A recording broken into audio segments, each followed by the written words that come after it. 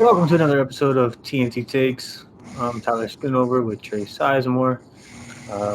This episode, all NFL, we'll be talking about Week 2 recap, our favorite players and our games of the week, and then of course our Week 3 predictions. Let's get to it.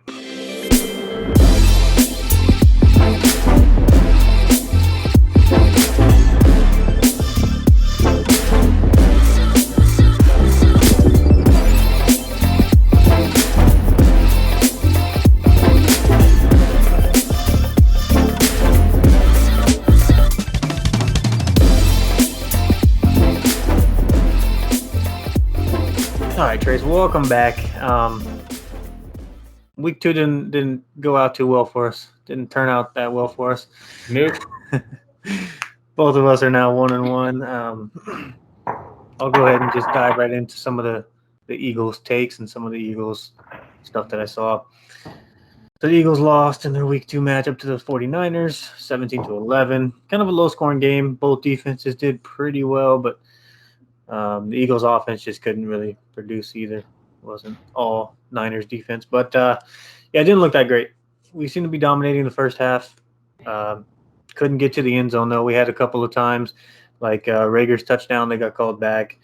He stepped out of bounds. Kind of a big mistake. You got to leave yourself some room there. You can't let that happen on a play like that.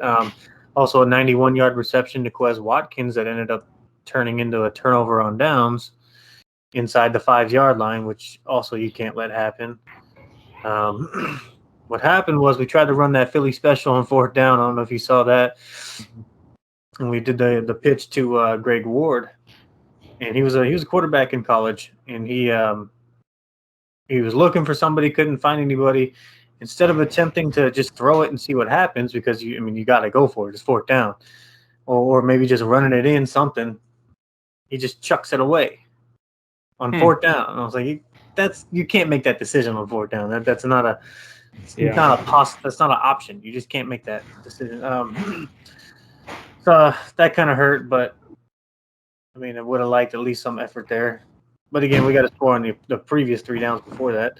And I don't know if I like a Philly special call right there. I think there's something else. If you do that motion, everybody knows what plays are coming. Because it's since we did it in the Super Bowl, it's also become a lot more popular since then. It's happened a lot more. I think more teams are ready for it right now. You kind of got to wait another 3 years before you can pull that thing off. Yeah. But we also had a field goal get blocked. We had a lot of first half chances, and they just never converted. And then at a halftime, second half, just dominated by the Niners. Couldn't stop them much. They just kept marching down the field. They had like a 9-minute drive in the third quarter and going into the fourth. And a couple of mistakes that kind of cost us as well. We had a big third down. It would have been a 3rd and 25 because we sacked them. But Derek Barnett decided to just hit somebody 10 yards away from the play when the play was already dead. So personal foul, they get those yards back. I think it's automatic first down, honestly. But also I don't know if you saw the Trey Sermon run. He started running. He got a decent amount of yards. When he went down, I thought he ducked his head. And so our player went in and hit him, to the helmet. And he fumbled. We got the ball. We started running, and the play ended up being called dead back there because it was a helmet to helmet or some sort of rule like that, which I didn't like. But almost all those calls are going to go against the defense no matter what happens. Yeah, they kind of stopped calling that. If the offensive player puts his head down first, they kind of went away with that. I know that was kind of a thing of emphasis a few years ago, but we did end up scoring a touchdown late in the fourth. Gave ourselves a chance. Hurts used his legs almost the whole entire drive, but we just couldn't get the stops we needed on defense to get another chance. So what I saw was we need to get the receivers more involved, find a way to get them going. There's no way Smith, Goddard, and Rager should combine for 6 receptions, 45 yards. That's going to result in a loss almost every time. You got to find a way to get them going. Maybe a play call, some random play call, something different. But we did get into a mode where we decided to run the ball a lot with Gainwell and Sanders, like back and forth. We'd get one good run, and we'd run like 8 more times in a row. And it was weird. The play calling was a little bit weird. Overall, though, I kind of liked Hurts. I thought Hurts played okay. I think that he could have played better. Seemed to want to use his legs a little bit more than he did last game, and kind of got into the habit of, as soon as the line broke down a little bit, he would take off, which I'm not against because he can do that, but I'd like to see a little bit more of pocket awareness, wait a little bit longer, Yeah. find somebody open downfield. But yeah, again, I don't know if it was him or the play calling or what, but you got to be able to, you got to pass more. You got to be able to connect more with those receivers somehow. I think with the better pass rush you guys faced this week, I think he was at like a little like I don't want to say timid, but like looking to run a little bit faster so he didn't get the sack. So that's why he wasn't connecting with Smith and Rigor. Yeah, that Niners D line has that compliment about them where it's like, hey, they're gonna be in your face all game. They got some great D linemen, and so that's probably what he was expecting. If they bust through, to be ready to get out of there. And that was probably one of his first thought processes. But yeah, other than that, I thought the defense played pretty well. I mean, one of our best defensive ends went down, Brandon Graham, for the season, tore his ACL. That's going to be a big one. But he has a pretty good defensive line depth. Yeah, we do have defensive end depth too, because we have Derek Barnett, we have Josh Sweat, we have Brian Kerrigan. So yeah, we have some depth there, but we were rotating them pretty well. So I think that, I mean, the depth is going to help us, but that rotation is going to be kind of messed up now. Yeah. But yeah, BG was our best one though. So, but yeah, other than that, our defense played pretty well, allowing 17 points. You're kind of expecting a win. Yeah. So it's disappointing. But our O-line, Brandon Brooks, went down again. That guy gets hurt almost every year. If he can stay healthy, he's one of the best O-line in the league, but one of the best O-line players in the league. But he just can't seem to stay healthy. I'm hoping that he's at least not out for too long. It wasn't something super major. Yeah. But yeah, I'm just ready for the Cowboys on Monday. I think it'll be a good game. Hopefully we can torch them. Hopefully Devontae Smith can torch them. Yeah, at least get a win. I just want to win. But yeah, what's your thoughts? You got any thoughts about it? Pretty much like we talked about. It was a good contest for Hurts. It ended up being a good game, low-scoring game. So yeah, I think it shows that Hurts can hang out with some tough teams because 49ers have, in my opinion, still a top 5 defense in the league. So all in all, it looked good for how everyone predicted how they do this year. They're still looking pretty solid. Yeah, I still think that the Niners are going to be one of the tough teams in the NFC. Like, if you want to make the playoffs, that's kind of a team that could be on that edge, could be winning the division. We don't know yet, but they could be a pretty good team by the end of the year, and you could feel pretty confident that you barely lost to them and probably could have beat them. I think should have beat them by the way we played. Yeah. Just didn't have the scoring plays that we should have. What's your prediction on the Eagles and Cowboys? I'm still going to roll with an Eagles win. I am too. I think it's going to be a high-scoring game, though, because the Cowboys have a really good offense. Yeah, I think it's going to be pretty high-scoring. I think obviously they like to pass the ball, and our pass defense isn't as good as our run defense. Your pass defense hasn't looked too bad. No, it hasn't. I was expecting it to look a lot worse than what it has. Yeah, we actually haven't been playing too bad. Darius Slay and Steven Nelson have been holding it down pretty well. So I kind of feel okay, but I don't know. We'll see how it goes. I am taking the Eagles, obviously. I can't not take the Eagles against the Cowboys. But I think it'll be really close. I think it could go either way. It wouldn't surprise me if the Eagles lose, but it's going to come down to last 5 minutes of the game. That's who's going to win. Yeah, I can see that. So we'll move on to the Chiefs. They lose to the Ravens in a heartbreak fashion, 36-35. Yep. I'll let you give me the breakdown of it. Go ahead. Offense played like our offense plays. They shut Hill down. Their rookie corner did amazing. He really did. And Hill's already talking on Twitter how he's ready for that next matchup. He's saying how it's not going to happen again. He's going to have a career-high game and all this stuff. But, again, it's Lamar. He beat us. It's really who it is. If we let him have 107 yards rushing with 2 touchdowns, it's tough. We didn't have any run stopping. I'd say about 60 to 70% of their plays were just read option or RPOs. And Chris Jones' second game ever playing defensive end, he bit for almost every single handoff. And I feel if he would have stayed his ground, Lamar would have gave it inside. And I have a really strong feeling that our defensive line could have stopped Tyshawn Williams or Devontae Freeman for that run in the middle. But when Lamar threw, he threw 2 picks. Tyrann Mathieu had a great game. That pick 6 to begin. You can tell we missed him a lot in that Browns game when he was out. Now our biggest factor is when Willie Gay gets back, who's our best run stuffing linebacker, is if that run game is actually going to fix itself, or if it's going to be like last year where we pick up like week 8, week 9, then our defense starts playing good to be a top 15 defense. Like I don't know how much we can afford at the beginning of the year to be doing that every single season, but I don't know. We're trying players at new positions. We have 2 young linebackers. Two of our starting corners are young. Both came from different teams that were bust on their teams. But our secondary, who I thought was going to be the weakest spot, was our corners because we had Ward, and we picked up Mike Hughes from Minnesota. And actually, I feel like right now our strongest suit is our secondary. We have Matthew back there. I wish they'd play Thornhill more because I hate Dirty Dan. I hate him with a passion. He's only good for like 2 plays a game. And Thornhill only had 11 snaps. So I don't get what the issue is, if he's on a bad side or if they're still worried about his ACL injury or what, but it doesn't make sense. I don't know. It was a good game. Really good game to watch. It sucks how it ended with Clyde and the fumble. Yeah, that's what I was gonna say. I didn't get to see much of it, but I did, notice, of course, the issues, the struggling to stop the rush. That was definitely one of the biggest ones. Hill being quiet, you kind of are used to him scoring at least a touchdown a game. I mean, that would have put you ahead. I mean, and then of course Edwards-Helaire was quiet and had the game-losing fumble. I mean, he didn't have a good game before that either. He wasn't doing much. I'm not sure how many times he touched the ball. I didn't get to look at that, but I did see that. He had 13 carries, but our biggest issue is we started running the ball when we had that lead. So they know we're going to run the ball. They stuffed the box, and Andy Reid didn't change his play calling. Yeah, you gotta have a good mix in there. That's what I've been noticing with the Eagles game too.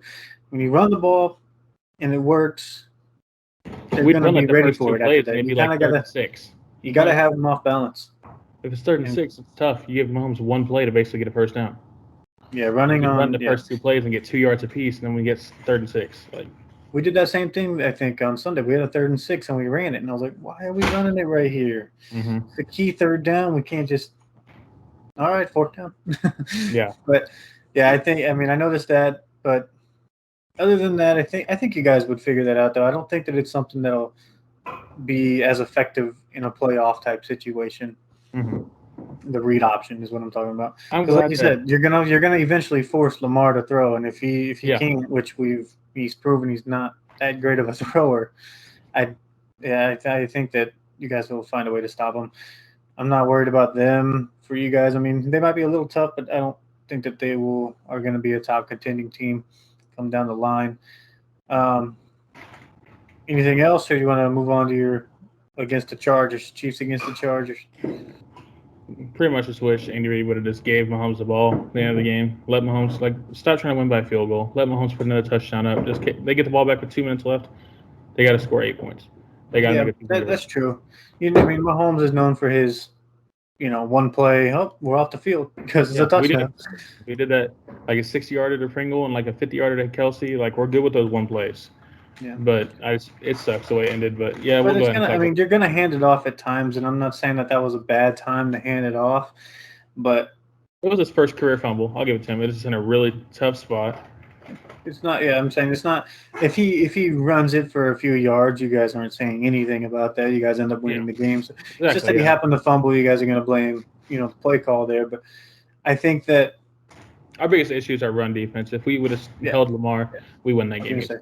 I think that the bigger issue is probably stopping their run. I think Clyde fumbling is helping our defense not look too bad to the media, and they're all talking about Clyde right now. Probably. So Chargers and Chiefs is a divisional game. Yep. Looks like a lot of teams are playing divisional games this week. Obviously, I'm going to take Kansas City. Yep. They didn't look too impressive against the Cowboys' bad defense, so I think our defense is going to have a huge game this week. We know that the Eckler, he's not the best power running back. He's going to do a lot of outside runs and screens and stuff. Yep, lots of passes, lots of receptions. So I feel that's going to help out a lot. I think that, and this is the worst defense we played so far. So I think Mahomes is going to have a great game. Yeah. I'm done saying Clyde's going to have a good day. I've said it back-to-back weeks and he hasn't done it. So I'm done saying that. So we're both taking the Chiefs, obviously, right? Yep. All right. So to close out week 2, let's discuss some of the top performers. Who you have for MVP of the week? I mean, I got 4 players up here. Okay. I got Aaron Jones, he had a really good Monday night game. I think 3 touchdowns, 2 4. passing, 4 touchdowns, 3 passing, and a rushing. Yeah. Kyler Murray, again, my fault, only have 3. Derrick Henry's the other one. Those are the top 3, I think, performers that you can give MVP of the week to. And I personally, I'm going to run with Derrick Henry. I'm going to go the opposite. I'm actually going to go with Aaron Jones on this one. Okay. Having Yeah, a you bad can't week really the go first wrong. week and then 4 touchdowns. I hate going against Kyler Murray back-to-back weeks because he's had 2 great weeks. But I got to give it to Aaron Jones. Yeah, I think Aaron Jones or Henry were my decision too, because I think Kyler Murray had 2 picks too. So that was the only disappointment and then they barely beat the Minnesota Vikings. So, but yeah, biggest surprise of the week, Saints and Panthers, because that surprised me a little bit. Raiders and Steelers, not a huge surprise, but I was kind of not expecting the Raiders to win that. And then, or the Clyde Edwards-Helaire fumble. Because that's mine. I'm going with the fumble. That's the biggest surprise for me. When I saw, because I was watching it on my phone a little bit here and there, mostly the play-by-play. And I was like, oh, they're just going to march down the field. This is going to be an easy victory. Then all of a sudden I look and I was like, Baltimore ball, what just happened? And instead Edwards-Helaire fumbled. I was like, that's huge. That surprised me. I'm not going with that. I'm going to go with the Saints and Panthers for how the Saints put a slap on the Packers week 1 and then they get slapped by the Panthers. The only reason why I didn't go with that one is because that to me looks like classic Jameis right there. Have these good weeks where you're like, okay, this guy might be ready, and then all of a sudden make terrible decisions the next game. Yeah. And I don't know if it's him or maybe they changed up their play calling or what. But why does he not look for Kamara? Kamara had 5 rushing yards, and he had like 18 receiving yards. I understand the rushing. Just because when you're down by that much, you kind of got to chuck. Like, start the game off. Yeah, I mean, he should have had more in the beginning probably, but when you're down, you always have a negative game script. You got to just 25 yards receiving, only 6 targets. 8 was his longest. How many receptions does it say? 6. Oh, 4 receptions for 6 targets. 4 receptions. Yeah, I don't think that James looks for him that much. No, because he's a Taysom Hill or Drew Brees. Yeah, they like to chuck it. He likes to chuck it. And dumping has been proven to work better than chucking. Except maybe on Patrick Mahomes' level. Yeah. But, I mean, when you look at Tom Brady. Like Kamara or even the Panthers of CMC, you give them the ball. You make them do a move. But if you look at quarterbacks like Tom Brady, he's succeeded from just throwing those little slant routes. So Aaron Rodgers. Aaron Jones just scored 3 passing touchdowns from short passes, screen passes. Should have been a handoff, but it's that stupid frontward pitch that counts as a pass. Yeah, I know. I saw that happen. I was like, yes, touchdown for me. I got Aaron Rodgers. He had a good week. He bounced back. Last question I have here is game of the week. Chiefs and Ravens obviously up there. Titans and Seahawks obviously up there for their overtime thriller. Vikings and Cardinals just because it was a close game. And then, maybe you could add Dallas's game just because it was a winning field goal. Little surprise from Zerline after week 1. But for me, I think I'm going to go Chiefs-Ravens just because it was Sunday Night Football. It was a big game. It was exciting. Yep. 2 playoff caliber teams, Lamar, Mahomes. And this might not be up there if the Chiefs end up winning this, I think it's just mostly because it's a surprise that the Ravens won it. Lamar's first win against Patrick Mahomes. I think that's what was the best game of the week. Is that what you have, or you got the Titans? I got the Titans and Seahawks. Seahawks were up 24-9. It was an insane comeback. By halftime. And they made that comeback to go into overtime. Derrick Henry really put the team on his shoulders. I got to give it to the Titans, and Seahawks game was the game of the week. Yeah, I think that it was really close between those two. I think that comeback, no doubt that could be a game of the week too. So our records didn't turn out that great. I went 10-6. You went 9-7 because I ended up getting Chicago and Dallas, and you got New England. So I'm only 1 game ahead of you. It puts us at what does that put us at? I'm 17-15, and you're 16-16. Yep. At least we're in the positives this time. We both predicted more right than wrong this time, so that was nice. This season's going crazy already. There's been a lot of, I'm like, man. before we get on to week 3 predictions, I'm going to talk a little bit about that rule change that's happening this year. The taunting one? Yes. It's How dumb is outrageous. that? How It is dumb is that outrageous. rule? You I can't. saw one earlier. The corner deflected it. It went like this, and they said Yeah, that's taunting. I said, how? I have some written down that the Texans tight end got one for spinning the ball after he, had that decent yardage. Keenan Allen got one for just talking with the Cowboys player. They were jawing back and forth. I think it was Van Der Esch. Yep. And they ended up just tossing the flag. I mean, lots of players are getting it just for showing a little bit of emotion. There was one. I can't remember what game it was. The guy got the first down. It was like a 2nd and 15. Got up and just did this for a point, and they called it. That's been going on for years, dude. Like, this is getting crazy. Can't show emotion. I mean, no, you just got to say, what they want to do, shake hands after each play and go back to the huddle? Imagine if because they were calling this in preseason too. Mm-hmm. Imagine you're a guy fighting for a roster spot, and you get a big run like that, and you're pumped, and you're gonna show emotion, and then if penalty gets you, it makes it look worse. You can't do that. I mean, my God. Or if you got pick 6 and you start getting hyped, but they don't throw flags for the defense celebrating. The Ravens did it against us. Oh, wait! Before I even forget, what did you think about that pass interference call on Tyrann Mathieu? Missed it. I didn't see it. It was I'd say it's about 13 yards down the field. Mm-hmm. And he cut across, and Mathieu put his hand just to see where he was, and literally touched his back. It didn't break his route or nothing. And they called it like that. And all the announcers said, "Are you serious?" Every single one were saying, "Are you serious? That really happened." And it made it go from 3rd and whatever, it would have been 4th down, to then 1st down. They scored a touchdown on that drive. I was like, wow. Crucial calls, man. There's been a lot this year. There's been a lot of games. What I think that I don't like that they got rid of the pass interference challenge. Yeah. Because I think that exactly those were big ones. I thought because you can't see some of those in fast motion. It's nice to be able to slow it down and get the correct call. Mm-hmm. And if you can't challenge those pass interference, some of them don't get called, and you're like, that's obvious once you see the replay. Mm-hmm. If they would, and so I don't get their thought process behind getting rid of that and bringing in taunting. Yeah, I can see if it was taunting, like standing over somebody and anything, but some of the stuff that's getting called is insane. Did you hear about the Texans game? It was like 3rd and I'd say like 14. I think it was. It was like 3rd and 14 and 3rd and 12, and they did a play. Ended up being it would have been 4th and 2, but then they called some penalty, and they said you can go back for a 3rd and 10, or you can stick it at 4th and 2. They stuck at 4th and 2 and punted the ball. I saw that. I did see that because I remember the coach saying, "I regret punting when I could have had 3rd down." I was like, "Yeah."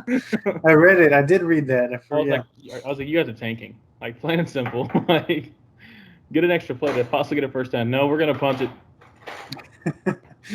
Yeah, it didn't. It was an awful call. But yeah, the taunting calls that I've been seeing, it's starting to look a little bit like basketball with the technical fouls. Like, you can't just stare at somebody for longer than 0.2 seconds. Can't flex at all. You can't do anything. You're gonna get a penalty. But yeah, football is all about emotion. They should be able to express their excitement a little bit. I'm not a fan of the taunting rule at all. Just wanted to discuss that before we get into these week 3 predictions here. First game, Carolina and the Texans. I'm done. I'm done saying it's not the Carolina Panthers. They're 2-0. They're going 3-0. I mean, and especially with Tyrod possibly being out, or he is out. I don't. That team's not that good, anyways. I'm definitely rolling with Carolina. Buffalo Bills, Washington football team. I'm going to roll with Buffalo. I'm rolling with Buffalo as well. They haven't looked too sharp this year, though. I mean, of course, they just whooped up on the Dolphins, but the Dolphins look like trash. So. Yeah, especially maybe that'll be their coming out party for the Bills. They didn't look good week 1, but I still got them. Chicago and Cleveland. Right now, they're saying Fields is going to play. Ooh. You know what? I'm doing it. I'm going the upset. I'm going the Bears. I'm going the upset. Making me upset. I'm going to stick with Cleveland. Baltimore and Detroit. Baltimore. If they beat us, they're beating Detroit. Yeah, exactly. Detroit's not good. Detroit's played 2 back-to-back weeks really good in the first half. Yeah, I watched the game last night. Yeah, I watched it too for the most part, but once it was whatever to whatever, it was over pretty quickly after that. As soon as they got that fumble or whatever it was, that Goff had bad like snap. fumbles in a row or whatever. I'm like, dude, what are you doing? Yeah, Goff is one of those players though. He's A gonna little bit of choke. rain. He's used to playing in freaking Los Angeles. Yeah, I had Baltimore as well. Arizona, Jacksonville. Arizona. I'm not rolling with Jacksonville. New Orleans and New England. I'm going with the Patriots. I was thinking the Patriots too, but I'm gonna take the opposite on you this time. All right. I'm gonna take New Orleans. Giants and Falcons. See, this one's like, yeah. I'm taking the Giants. I've taken them like 2 weeks in a row now, and they blew me. Actually, I think I took Washington last week. First week I took them. I took Giants over Denver though. I think Saquon's gonna have a big week. I'm gonna roll Giants as well. Yeah, I think so too. I think that against a bad defense like this is time to let him go. Let him get going again. Pittsburgh and Cincinnati. Pittsburgh. Tennessee and Indianapolis. Indianapolis didn't play a bad game this past week. They didn't, but Wentz has 2 sprained ankles, each foot. I know. I don't know how he manages to do it, but he manages to get injured as much as possible. So who are you rolling with? I think Tennessee may have figured something out. Just keep giving the ball to Henry again. Yeah. Doesn't matter what because I said it from the beginning. I don't think Tannehill is good enough to really matter about getting Julio Jones added to that team. Mm-hmm. Maybe that's the reason why it hasn't been that significant, but maybe it's not. Maybe it's just they've been playing good defenses. I don't know. But I think that Derrick Henry is their number one option, obviously. I'm going to roll with Tennessee, though. If Wentz was healthy, I'd roll with the Colts. I would really? do it. I would.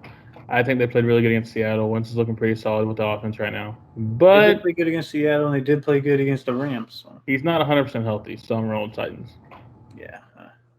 Wentz is hardly ever 100% healthy. Jets and Broncos. Your ankles. the second one looked kind of bad, though. The main one, the one that they showed. Like, stop he got tackled. The way he got tackled, his leg went behind him. Oh, they need to start wrapping his ankles or something. Just wrap his whole leg up. This dude gets hurt all the time. I don't know what you do, because if you wrap that up, he's going to get a concussion or something, or ACL, back, something. Jets and Broncos. I'm going to go with the Broncos. I don't want to. They're going to start off 3-0, but Zach Wilson really made me kind of sad last week. Teddy Bridgewater is going to lead him to an AFC West title. Shut up. Yeah, I don't believe that. I'm rolling with Denver, though, as well. Oakland and the Dolphins. It's hard to roll with the Dolphins after this past week. Yeah, it's hard because Derek Carr's been playing really good. He's been playing the Ravens defense, Steelers defense. Derek Carr's played real good. I don't want to again, but I'm going to consider the Raiders. They're going to start 3-0 as well. Yeah. Biggest game of the week, I think. Rams and Buccaneers. Yeah, and Tom Brady's looked really good so far this year. This could be the NFC title game. But I'm rolling with my MVP in Matthew Stafford. See, that's who I picked too. I picked the Rams. I picked the Rams because I don't have that much faith in the Tampa Bay secondary. I really don't, and I think Stafford has the ability to exploit that pretty well. The Rams are also a little bit better defensively, but it's hard to go against Tom Brady too. Yeah. But I am taking the Rams. Another game of the week that I think will be a pretty solid game. Seahawks and Vikings. Yeah. I'm actually going to roll with the Vikings on this one. They look solid against Arizona. Okay. Yeah, they did. They did look good, and that's why I think it's going to be a really good game. It was tough for me to decide, but I did end up going with Seattle. Green Bay and San Francisco, I think, is going to be another good game. Yeah, I think it is. But Aaron Rodgers, I know it's Lions. Aaron Rodgers looked pretty good. I'm going to roll with Packers. I Do have it. Green Bay as Flip it. well. Flip it. You want me to flip it? Flip it. All right, I'll take San I took Francisco. a chance on the Bears. I'll take San Francisco. I think they got a better shot than the Bears do. Or not the Bears, right? No, yeah, the Bears. Bears against the Browns.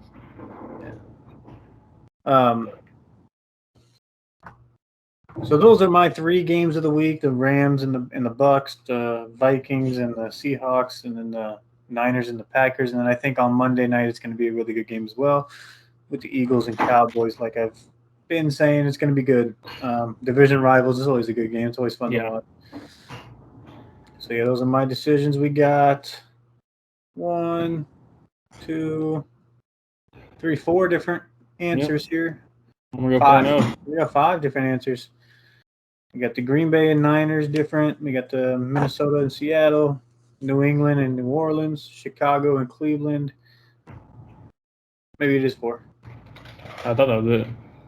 Yeah, that's it. Okay. I'm gonna go 4-0, so it doesn't matter. We'll see about that one then. So far, I'm in the lead. So far, I've got that 1 game advantage.